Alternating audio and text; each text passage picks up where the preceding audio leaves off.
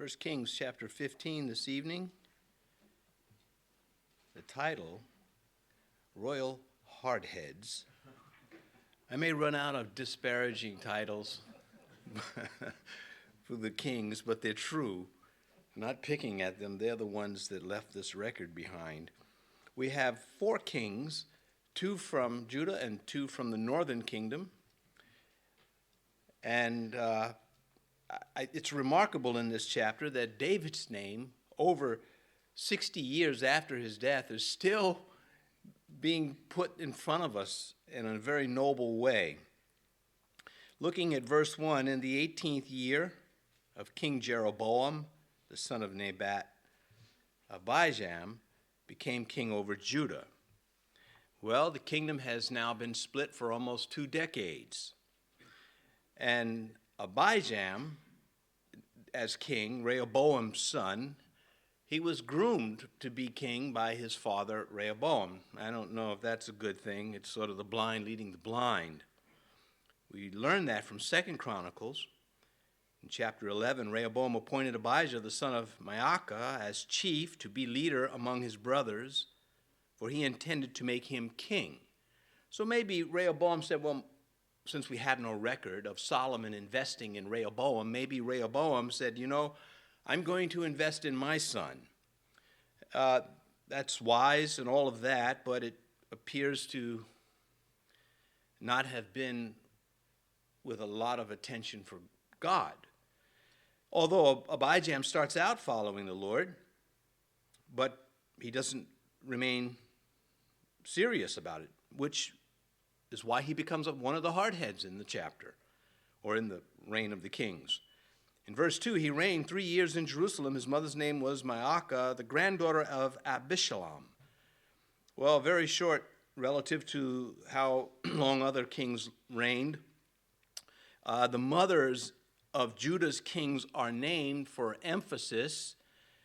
They're citing the pedigree, the claim to the throne of the king that is now occupying the throne, and fulfillment to David as king. Now, this sounds very boring, not because it is. There's a lot that goes into coming to these conclusions. If you pick up the Bible, if you were an unbeliever and you just picked up 1 Kings chapter 15, you wouldn't know where you were. And so you take a little time to just color in these important points in the background. You ever look at a child's artwork like coloring? I don't mean the disasters when they're real small and we lie. Oh, it's so nice. When it's really not. Oh, you don't find that funny. I never told my kids, oh, it's nice. I said, oh, look at that. But anyway, sometimes they forget to color in something in the background. I don't know about you, but I always notice that. Like, they didn't do the sun. They got everybody's face. So I'm coloring in some of the stuff so you hopefully take that away. Well, Maacah, the granddaughter of Abishalom, it says. That's a variation of Absalom. And so that means Abijah, this now king, that Rehoboam's son, his mother Maacah, the granddaughter of Absalom, who rebelled against David. He, again, had a short righteous walk. He even rebuked Jeroboam when they were about to go to war against each other, saying that you've appointed priests that aren't part of the Aaronic line, and you serve idols. And you would hope that after that speech he gives in 2 Chronicles 13 that he would have adhered to the Lord, but he does not. Verse 3, and he walked in all the sins of his father, which he had done before him. His heart was not loyal to Yahweh his God, as was the heart of his father David. So there again, David is the benchmark. He became an idolater. The word translated loyal denotes, as we know, the word means one who is entirely devoted, and in this case, to God. And his heart, as was the heart of his father David. Each of the subsequent kings of Judah would be judged by the character of David's relationship with God. Now, the historian is going to point out the asterisk in David's life because if he doesn't, people are going to hem and haw, and we all know it's there. Jeroboam, on the other hand, he will be the benchmark for wickedness for the kings in the north. In verse 4, nevertheless, for David's sake, Yahweh, his God, gave him a lamp in Jerusalem by setting up his son after him and establishing Jerusalem. So after Abijam, God keeping his promise to support the Davidic dynasty, and he is also disassociating himself with Abijam because he is an idolater, but this lamp is going to really be, at this point, Asa, who starts out as a king that you just love and ends up disappointing you, but no record of him becoming an idolater, and we'll get back to that. So nevertheless, for David's sake, Yahweh, his God, gave him a lamp in Jerusalem, and that the king's on the throne. The Lord gave him the lamp in Jerusalem. The corruption, of course, was not universal in Jerusalem as it was in the palaces of the north. Now, there were people in the northern kingdom that still loved the Lord in spite of their king being into idolatry, and that's throughout their history. So God, of course, keeping the light burning. As I mentioned, Asa will be devout, and he stays, loyal to God overall. That overall part is he stops trusting in the Lord. So some good lessons to come from his life, and we'll get to that as we move through this. But here in verse 4, by setting up his son after him and establishing Jerusalem. Verse 5, because David did what was right in the eyes of Yahweh and had not turned aside from anything that he commanded him all the days of his life, except in the matter of Uriah the Hittite. Quite profound, because David did what was right in the eyes of Yahweh. Never strayed into idolatry. So as we look at, of course, devilish indoctrination in schools from pre-kindergarten all the way up to the highest levels of the university, it's the infestation of satanic influence. You would think that they would stick to the disciplines, but they don't. If I go to the university to get a degree in civil engineering, I don't want to hear what their politics are. I want to know about civil engineering, but that's not what they're doing. Well, here in Israel, what the historians were doing was say, hey, this is a fact. The Psalms we sing, David wrote most of them. And the Psalms that he didn't write, he influenced most of them. And so David's a big deal. And it was not only patriotic, it was spiritual for Israel. And the historians are doing what they're supposed to do. Look, you're either going to be, your brain's going to be made dirty by Satan, or your brain's going to be washed by the Lord. And these men were doing everything they could. Rather than putting up these hideous flags in classrooms, they're saying, hey, David was a man of God, be like that. Yeah, he goofed, but still, he was a man of God. That's what they're saying. Psalm 130, verse 3, David wrote, if you, Yahweh, should mark iniquities, O Lord, who could stand? Tell that to the legalists. They walk around with a magnifying glass judging everybody else, and they do it in their hearts, which is worse. And they don't always come out and tell you, hey, I'm sitting over here in the chair watching you and your family, and I'm judging you. They won't come out and say that, but they're doing that. And I don't know, maybe you say, I don't know anybody like that. That's how good they are.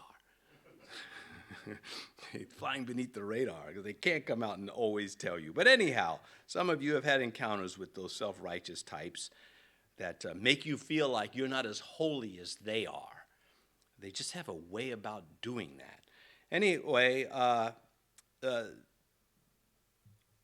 kings of the north judged by Jeroboam. The only one that really was worse than Jeroboam was Ahab, who married Jezebel. We'll get to them as we move through Kings. Verse 6, and there was war between Rehoboam and Jeroboam all the days of his life. Now, mostly hostilities between these two, but their children that come to the throne are going to escalate these hostilities.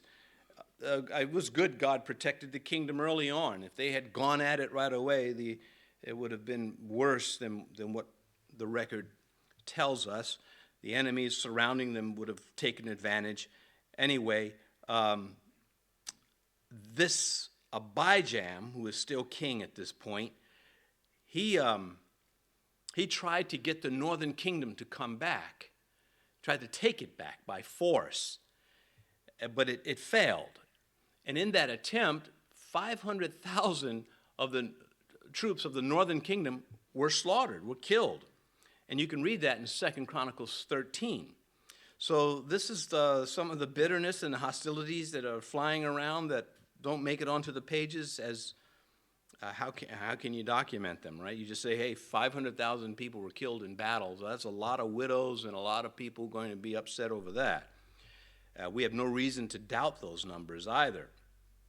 Anyway, in those days, at that time, at that battle, God gave them the victory. Abijam was trusting in the Lord. That's when he gave his speech to Jeroboam. The lesson is easy to pick up, especially for you youth. You can start out going to church, loving the Lord, and all of a sudden you go out into the world and you experience some success or defeat, and then you're not walking with the Lord anymore.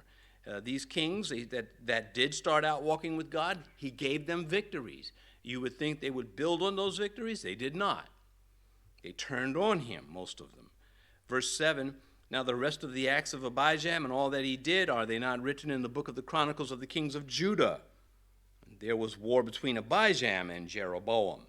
Well, the Chronicles that we have in our Bible are about the kings of Judah, whereas the kings, in fact, after this chapter, it's almost exclusively about the kings of the north, and only mentioning by reference some interactions with the kings of the south.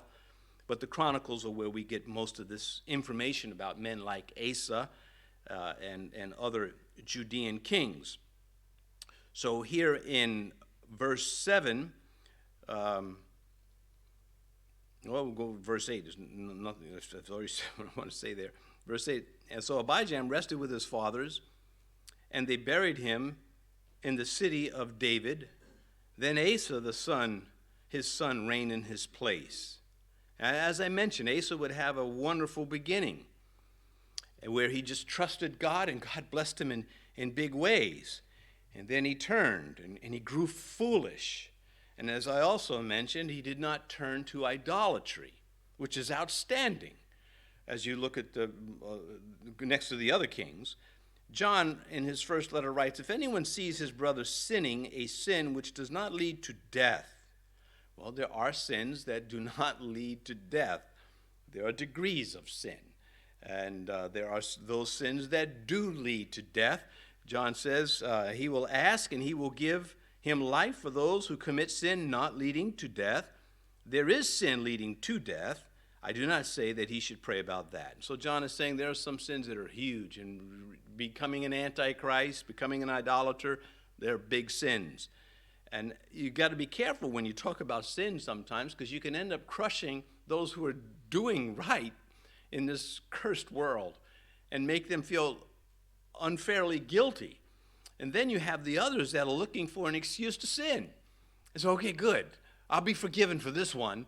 And, it's not holiness. Holiness is the pursuit of perfection before a holy God, knowing that we can't attain, but also the value of that pursuit. That's what separates the shallow from the not so shallow. Verse 9, in the 20th year of Jeroboam, king of Israel, Asa became king over Judah. So now he is king. He is going to bring great reform. Now, when we say reform, we mean he's going to try to clean up the land from the idolatry that's crept in. The word reform it sounds theological, or, there used to be a time you'd send bad boys to reform school to reform them. Anyway, this reformation, many of the Judean kings attempted it. None of them completely succeeded. But it is a noble start. And these actions prolonged judgment on the southern kingdom. The northern kingdom, of course, will fall to the Assyrians long before the southern does. When you read about the kings of Judah, they fall into three categories of good, the good ones, that is. And there's only about really 6 of them and after Solomon. There's mostly good, there's good, and then there is very good. Whereas the kings of Judah fall into three categories, essentially, of bad. There's bad, there's wicked, and there's evil. And you see, this is life. These are sermons to preach. These are lessons to learn about human behavior. That, the thing about Hollywood is so obnoxious. They'll show you what they're doing to you and charge you for it. There's a movie out about The Circle, I think it's called, and it's about technology and in being invasive in lives and how damaging it is. Well, it's just what they're doing, and they're just outright with it. Here, this is what we're doing. Now, be entertained by this. And they don't care any, but who's going to stop us? That's the brazen sin. Well, learning to identify these things is a skill. Spiritual discernment is one part of the Christian life, but just being able to recognize, to determine, distinguish good from evil is a basic part of our faith. And when we don't do that, that gullibility comes with a price. And it hurts the church. It makes people not want to respect Christianity. And when they don't respect Christianity, they don't want to listen to what it has to say through its adherents. However, it also provides a wonderful opportunity to undo some of the damage. The Nehemiah principle. Nehemiah could not rebuild the walls of Jerusalem until he removed the rubbish, the broken down walls. And this was a big part of the story of Nehemiah.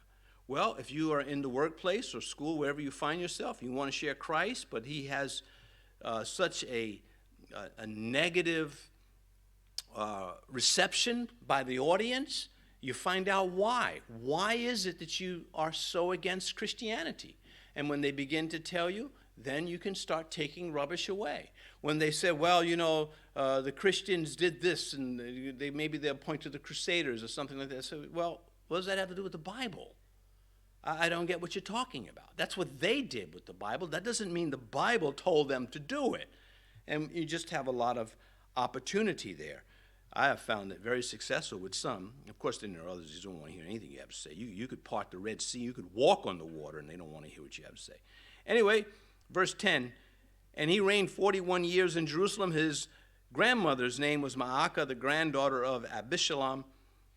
And Asa, verse 11, did what was right in the eyes of Yahweh, as did his father David.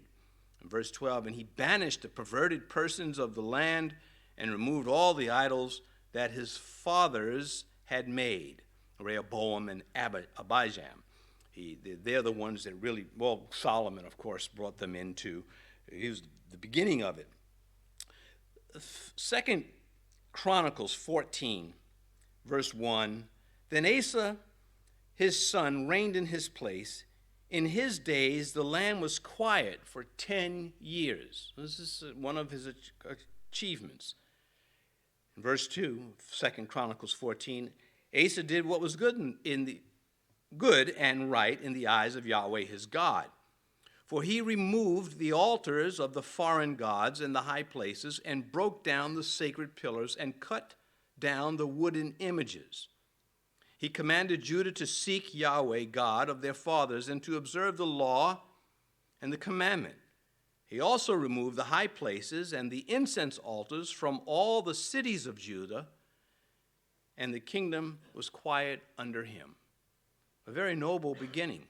And then, 15 years later, he has another reformation. And he stays true. But we'll get to his end. Here it says, he banished the perverted persons. This ongoing struggle. This is sexually perverted. They were part of the pagan rites. They were male prostitutes at this point. That's who's being referred to here. They licentious, idolatrous, unclean. We read about it in 1 Kings 14, last chapter we were in. In chapter 22, we get it again. In chapter 2 Kings, we get it another time. And the point is, it's hard to get the leaven out. How do you get the, little leaven leavens the whole lump. How do you get it out? Deuteronomy 23:17, there shall be no ritual harlot for the daughters of Israel. Now here comes the distinction between the male and the females. Or a perverted one of the sons of Israel. And that distinction is, of course, being violated in Asa's day, and he is trying to eradicate it. 1 Kings 15 is giving it to us, what he was doing. But here it is from the King James Version. And this is not wrong. Sometimes the translators give us an interpretive rendering of a word.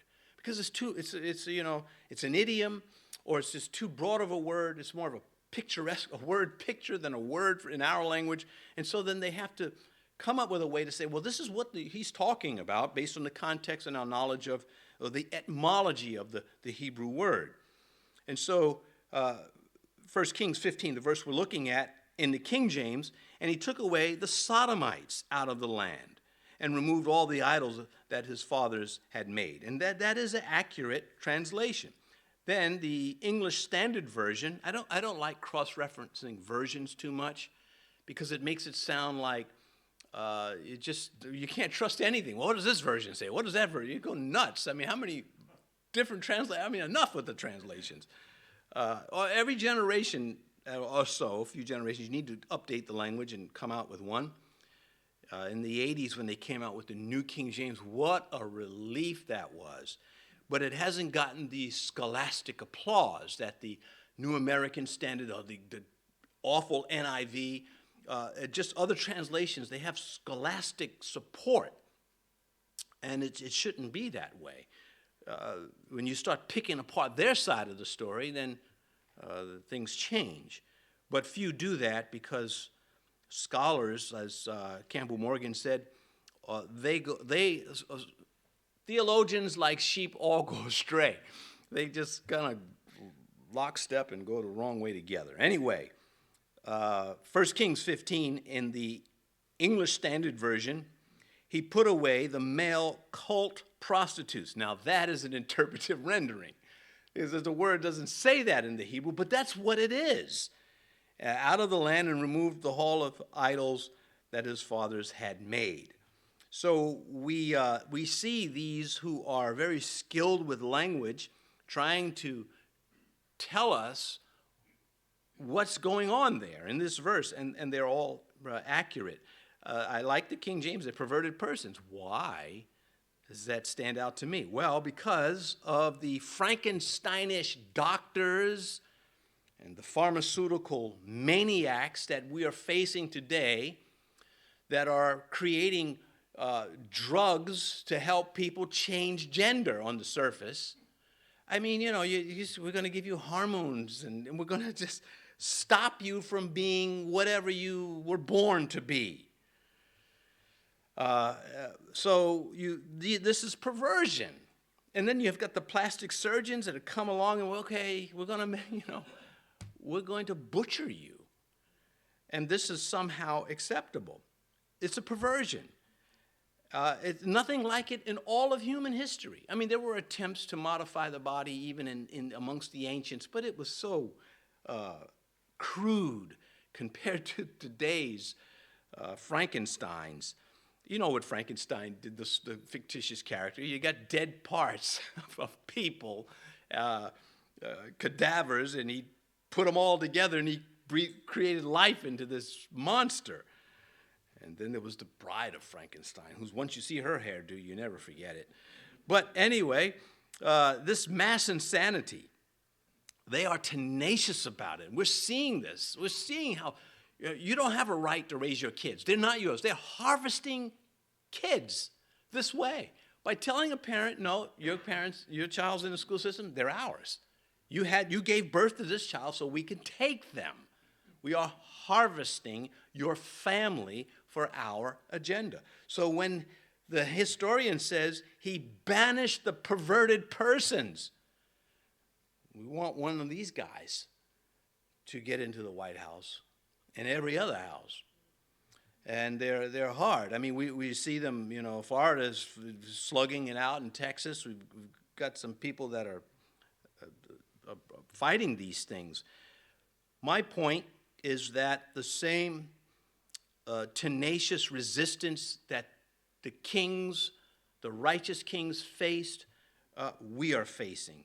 When I was a new Christian reading it, I read, but he could not rid the land of idols. And I would be, boy, how weak is that? Well, now I don't think that way. Now it's like, yeah, I know, it's hard.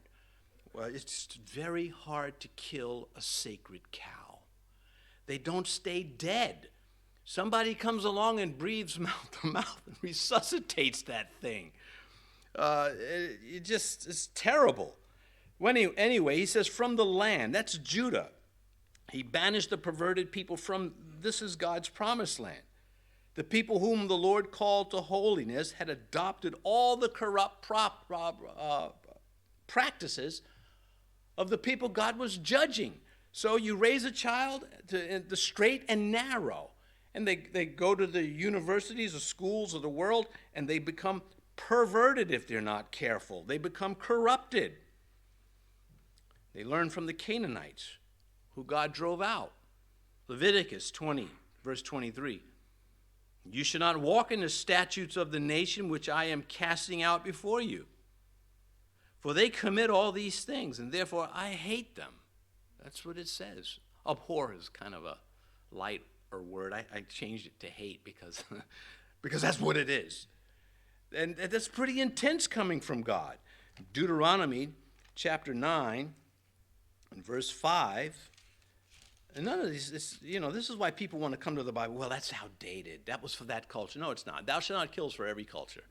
Thou shalt not steal is for everybody. You don't get a pass. You don't get to pick and choose.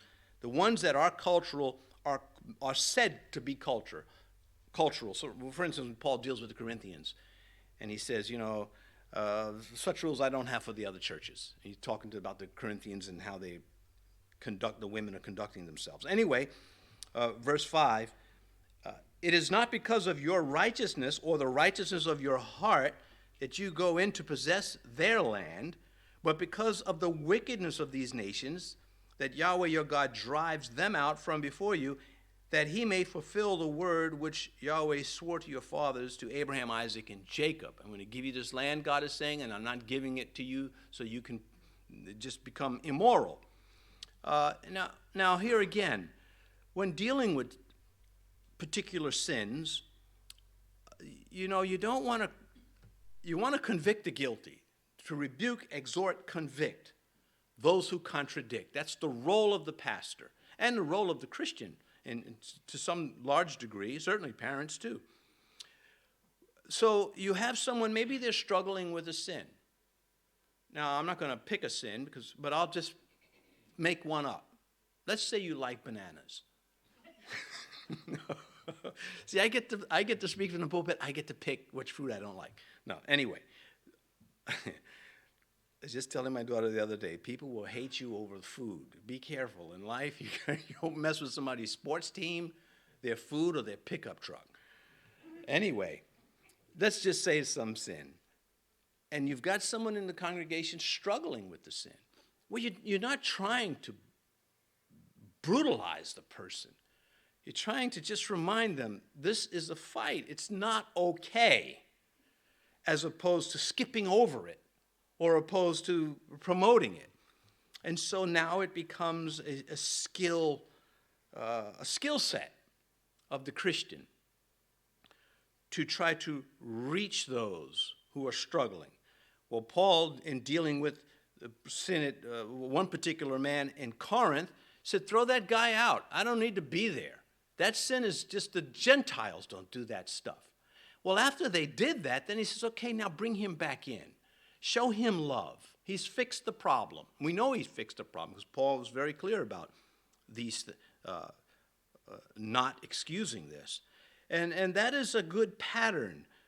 You who are spiritual, Paul said to the Galatians, restore such a one. To learn how to gently, now if somebody gets uppity and blatant, gets up in your face, well, you got to get back at them. Lord rebuke you. Get away from me. I don't want to talk to you anymore. You're trying to endorse things that the Bible has forbidden. Clearly, this is the end of the conversation. But if you got somebody that says, I know, I'm struggling with this. All right, well, we can work on that together. So, these abominations that Asa was ridding from the land, they did not deserve any form of tolerance. This, if someone says, well, I struggle with it. I want to see God. And you say, well, that's not what we believe. We have a God that has told us we have an invisible God. And he doesn't appreciate people making these monstrosities and saying it's him. And because some of the Jews were saying, here's my idol, it's Yahweh. They weren't all worshiping Baal and Ashtoreth. I mean, this was the problem with Moses came down the hill. The people said, this is our God who led us out of Egypt. No, it's not. And so some things are deal breakers and should not be tolerated. Well, throughout the land, the people had erected pillars honoring Baal and poles honoring Ashtoreth. They were profane. They were sexually profane. And this is, Paul dealt with this, in Corinth when he was there. He writes to the Romans, and when he lays out that first chapter in Romans, he's itemizing the sins that are just flagrant and everywhere in Corinth as well as Rome. And he doesn't pull any punches there. Anyway, these abominations were found on every high hill, under every green tree, is the infestation. But most shocking of all, again, were the male cult prostitutes that spring up in the land. To this day, homosexuality is celebrated in Tel Aviv. Tel Aviv is like San Francisco or worse. I mean, it's just these things. You go to the Holy Land? Well, don't go to Tel Aviv. Sin is just no joke. Anyway, he removed the idols that is, I'm in verse 12, and removed all the idols that his fathers had made. The word idol here is actually an intended derogatory jab at the idols.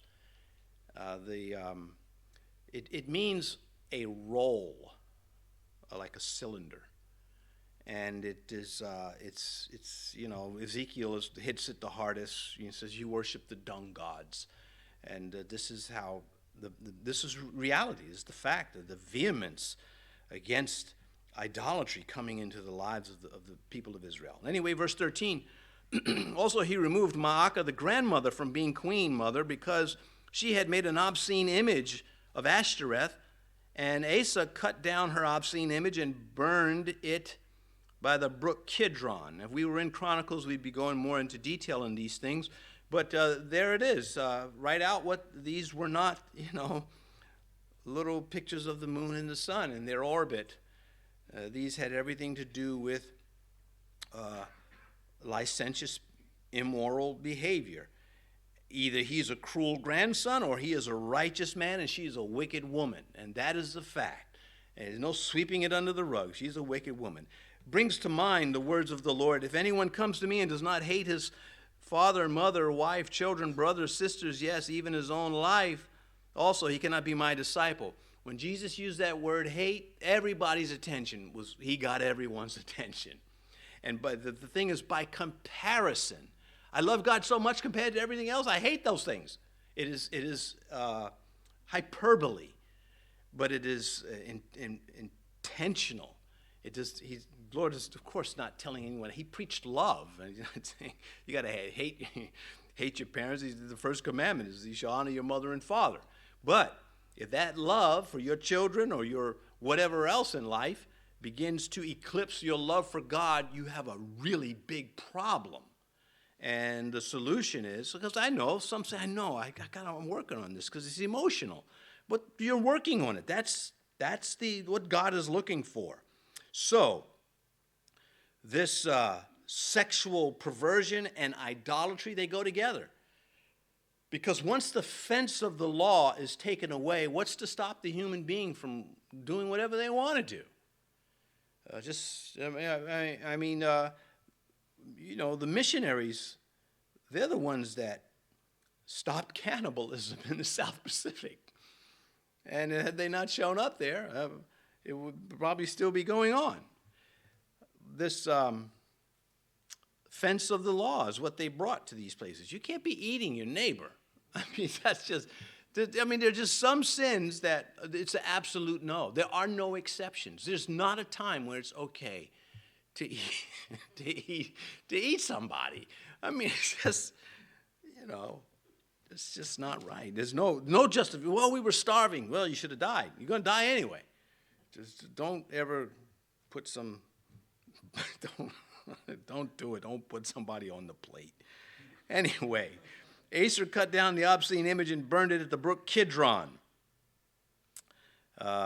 This event here is 15 years after his initial reformation. We get that from 2 Chronicles chapter 15. We find that out. In fact, maybe I'll just read it. 15:10. So they gathered together at Jerusalem in the 3rd month in the 15th year of the reign of Asa. And then it begins to itemize what they did, which is what is recorded here. The historian in Kings doesn't bother with that. He just gets to the point. And verse 14, but the high places were not removed. Nevertheless, Asa's heart was loyal to Yahweh all his days. Big statement. The high places were not all removed. And again, that's the verse I used to look at and say, why not? Because I was naive as a new believer. I thought that, righteousness would reign, and well, it will, but when Christ comes. But right now, it's knock down, drag out, fight to the end. This difficulty of eradicating embedded sin from a culture. Look at some of the other countries. Look how much money has been poured into Haiti. And has it made, on an individual level, there are those that get saved, but overall, the country is just man, where's the solution? But again, we do succeed, the missionaries, with the eradicating cannibalism is one example. We are told that his heart was perfect, as was that of his father.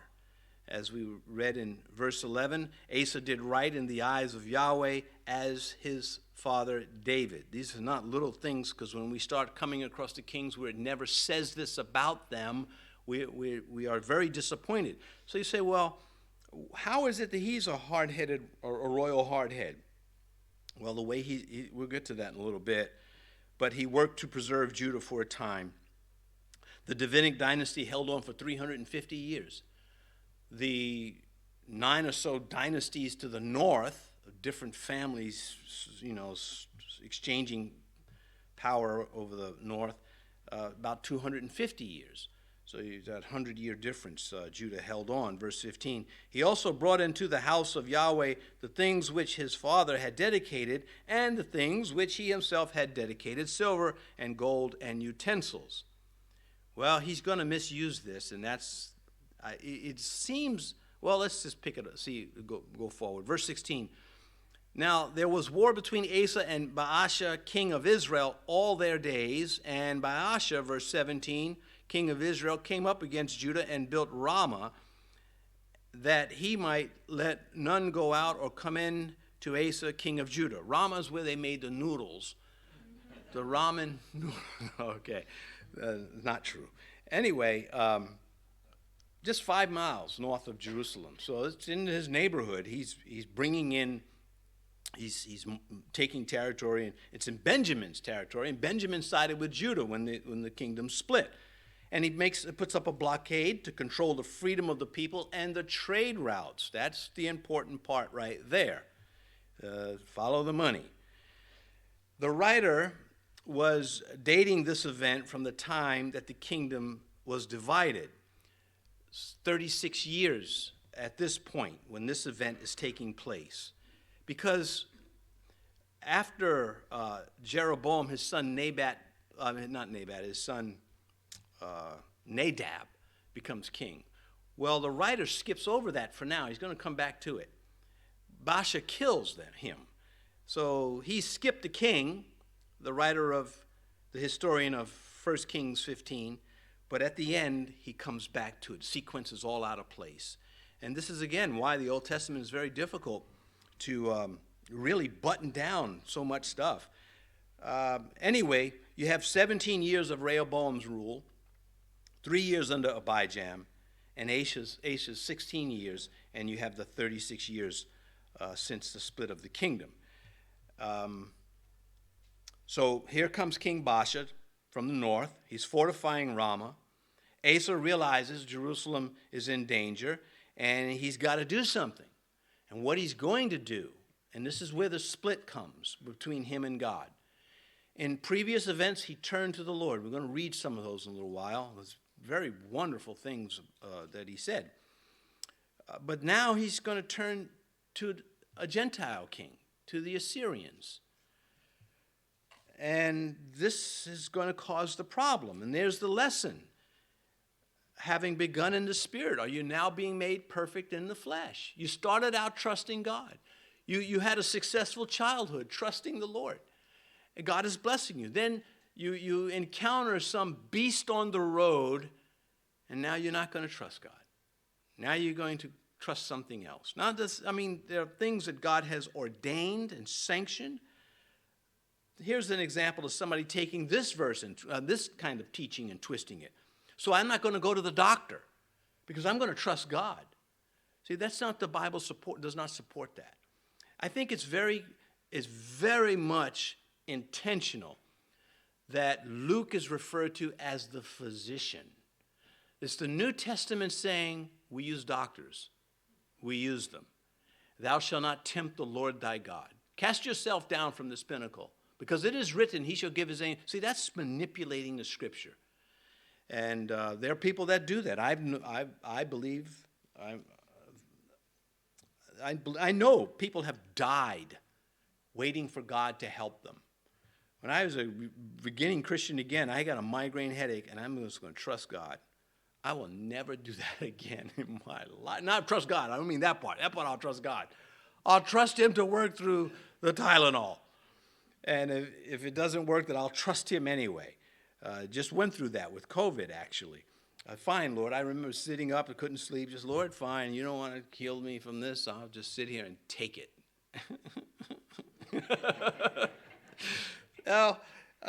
But it was wrong. Bad theology. Putting God in that space. Where else do you do that? Do you do that? I'm not going to hit the brakes, Lord. I'm just going to keep hitting that gas pedal and trust that you'll just have everything out of my way. And it's just stupidity. Anyway, but Satan's sneaky. He knows how to try to redirect it. Verse 18. Then Asa took all the silver, the gold that was left in the treasuries of the house of Yahweh and the treasuries of the king's house, and delivered them into the hand of his servants. And King Asa sent them to Ben-Hadad, the son of Tabrimon, the son of Hezion, king of Syria, who dwelt in Damascus, saying, and before we get to what he's saying, the treasures that he has also are whatever was left over from Shishak, the king of Egypt, that came out and stole the golden shields from Rehoboam. And then, of course, Asa put more in. And, well, this is the treasure, and these things were kept at the house of God and dedicated to Yahweh. And what he is going to do is he is going to defund God and enrich Syria. And these are the lessons that we are supposed to contemplate so that when it's our turn, we can think through it. Verse 19, let there be a treaty between you and me. This is what he is saying to the king of Syria. And there was as there was between my father and your father, see, I have sent you a present of silver and gold. Come and break your treaty with Baasha, king of Israel, so that he will withdraw from me. Loyalty goes to the highest bidder, which makes it not loyalty. He is trying to get him to break his agreement. I think there's been a problem with that. People getting a contract on a house and the person just breaking the contract for the higher bidder and really creating a legal hornet's nest. Anyway, they were loyal to power and its wealth. Verse 20, then Ben-Hadad heeded King Asa and sent the captains of his armies against the cities of Israel. He attacked Ijon, Dan, Abel Beth Maacah, and Kinneroth, with all the land of Naphtali. Again, more trade routes. This is going to also enrich the Syrians. Kinneroth, the harp, that's Galilee. And if you look at Galilee on a map, it looks like a harp. The Romans are the ones that gave it the name Galilee, the Sea of Galilee. But the Jews, they still call it the harp in the Jewish language. Anyway, verse 21, now it happened when Baasha heard it, that he stopped building Ramah and remained in Tirzah. So he abandons the project because he can't fight the south and the Syrians coming down, and then he's got Asa coming at him, and so he just abandons it. And Asa does a smart thing. Verse 22, and King Asa made a proclamation throughout all Judah. None was exempted. And they took away the stones and the timber of Ramah, which Baasha used for the building. And with them King Asa built Geba of Benjamin and Mizpah. So he says they've abandoned, the word gets back, they've abandoned it. And he says, listen, this is a major priority project. Let's go steal all the construction materials and redirect them to other cities and fortify ourselves. And that's what he does. He turns the tables on Baasha's blockade. This was vital. The problem was he didn't go to God. That is the problem. So, yeah, it is a problem. I think if you go to the doctor as a Christian, you don't pray. I don't know. I mean, maybe you forgot. I'm not talking about that. But if you just think that, prayer's not going to work, now you do have a problem. And I know we don't do that. I mean, we activate the prayer line. We pray for people. We don't take any chances on with unbelief. We want God always center. No good gift comes except through the Father, says James, and other places of the Bible. Anyway, the design, the plan to buy the mercenaries from Syria worked, and Asa prospers, but God is not pleased. And Hanani, the prophet, is going to confront him. 2 Chronicles 16, verses 7 through 10. At that time, now after Ben-Hadad has come and helped him, at that time Hanani the seer came to Asa king of Judah and said to him, because you have relied on the king of Syria and have not relied on Yahweh your God, therefore the army of the king of Syria has escaped from your hand, meaning God had other plans that Asa messed up. Now, when the Ethiopians came against him, they were a million-man army, and God helped him. Well, God brings it up through the prophet. Were the Ethiopians and the Lubim not a huge army with very many chariots and horsemen? Yet because you relied on Yahweh, he delivered them into your hand. For the eyes of the Lord, now here's one of the great verses of the Bible. The eyes of Yahweh run to and fro throughout all the earth to show himself strong on behalf of those whose heart is loyal to him. And this you have done foolishly. Therefore, from now on you shall have wars. Now, and Asa was angry with the seer, that's Hanani, and put him in prison, for he was enraged at him because of this. And Asa oppressed some of the people at that time. Well, there's going to be more to the story, but I can know in my life, I've quoted that, for the eyes of the Lord run to and fro throughout all the earth. Show himself strong. Where are you, Lord? Well, after that problem passed, here I still am. So evidently, he has answered that prayer. Answered prayer sometimes is, no, you gotta suffer through this one. You just got to go through it. And for reasons that we may never know in this life, and we won't care when we get to the next life. I'm not going to get to heaven and say, Lord, why did you take so long? Who's going to be that? I don't think any of us will be. It's like, yeah, wow, whatever, look at this. It's just thinking carnal that way. Anyway, verse 23, the rest of the acts of Asa, all his might, and all that he did, and the cities which he built, are they not written in the book of the Chronicles of the kings of Judah? But in the time of his old age, he was diseased in his feet. So the mention of him being stricken in his feet is a footnote against his self-will. Oh, yeah, look at that.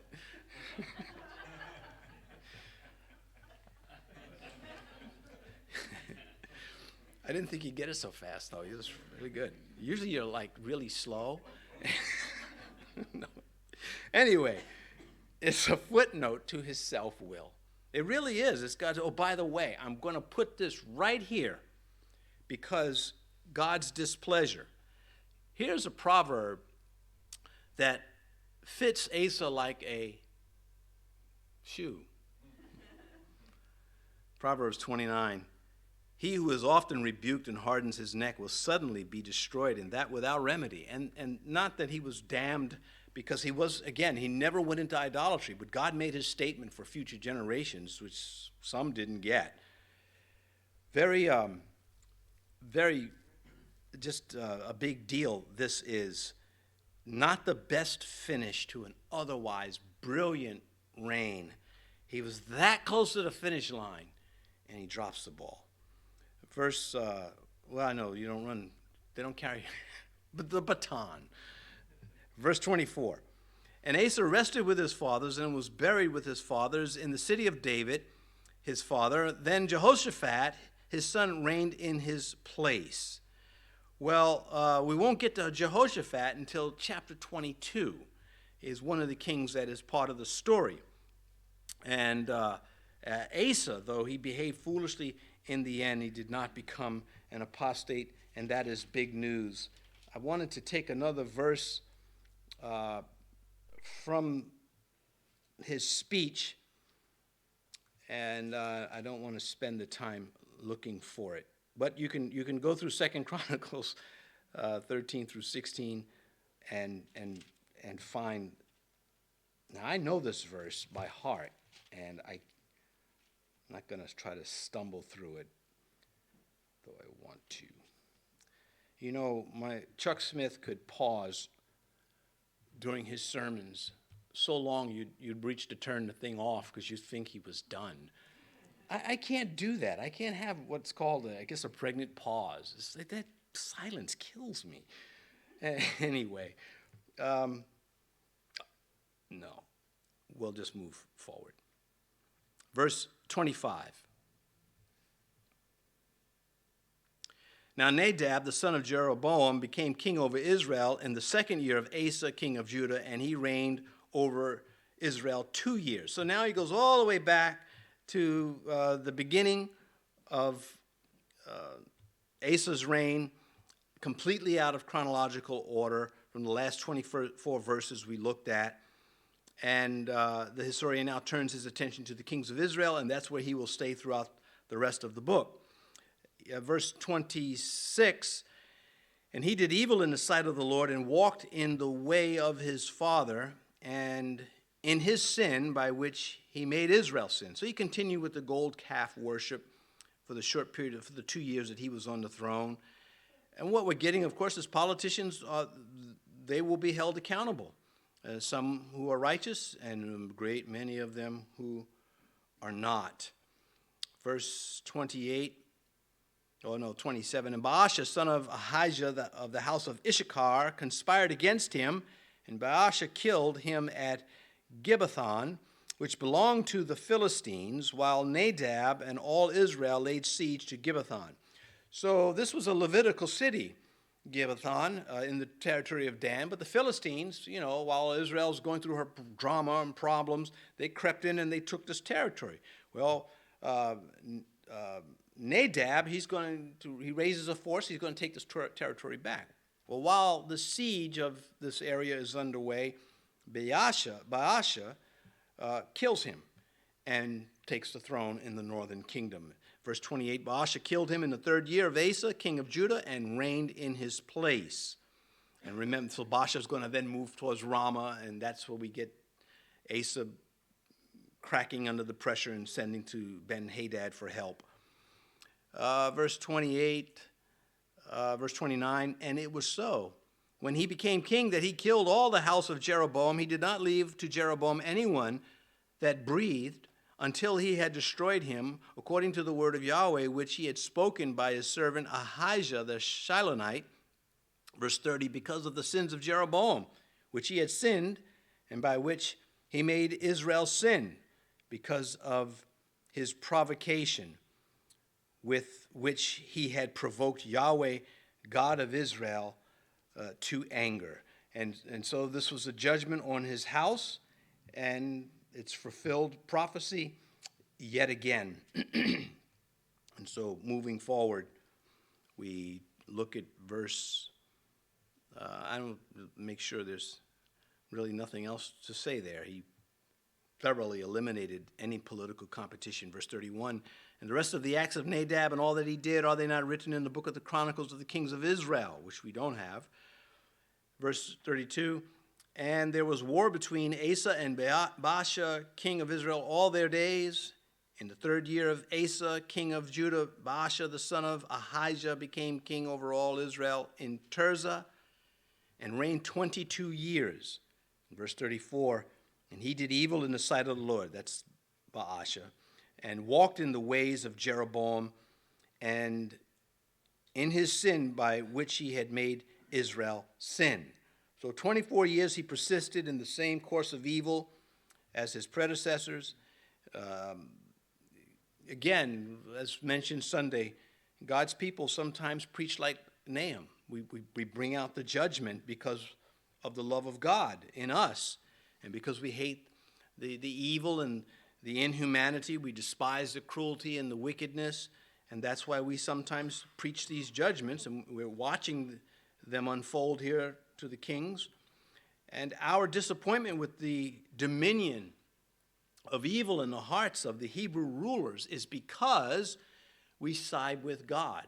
So when we read these and we're disappointed, we side with God. That's why we're disappointed. And like when we read the Gospels and we come to the crucifixion, I think it's emotional. You know, I don't mean we break down necessarily crying in our latter years as we've read the story so many times, but we still feel it because we side with God. So let's pray. Never mind. Let's pray. Our Father, this evening, all these things, may they be useful to us so that we can serve you better. And we ask that you would get us all home safely. And we ask this in Jesus' name. Amen.